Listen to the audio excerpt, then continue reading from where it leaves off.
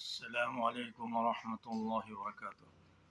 أعوذ بالله من الشيطان الرجيم. بسم الله الرحمن الرحيم. ومن يضلل الله فما له من ولي من بعده. وترى الظالمين لما رأوا العذاب يقولون هل إلى مرد من سبيل.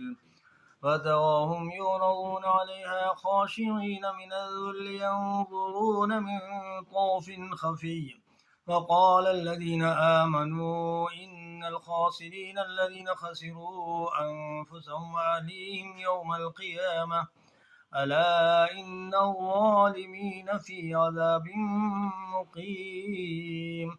فما كان لهم من أولياء ينصرونهم من دون الله ومن يضلل الله فما له من سبيل. استجيبوا لربكم من قبل أن يأتي يوم لا مرد له من الله ما لكم من ملجأ يومئذ وما لكم من نكير.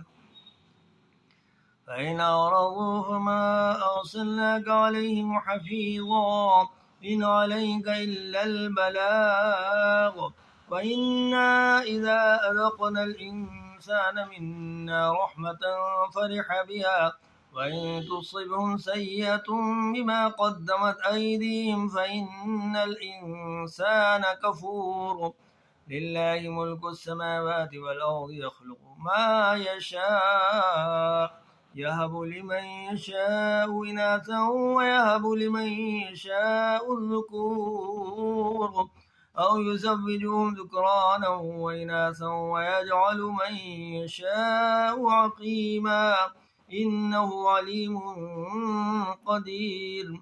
وما كان لبشر أن يكلمه الله إلا وحيا أو من وراء حجاب أو يرسل رسولا فيوحي بإذنه ما يشاء إنه علي حكيم. وكذلك أوحينا إليك روحا من أمرنا ما كنت تدري ما الكتاب ولا الإيمان ولكن جعلناه نورا نهدي به من نشاء من عبادنا وإنك لتهدي إلى صراط مستقيم صراط الله الذي له ما في السماوات وما في الأرض ألا إلى الله تصير الأمور.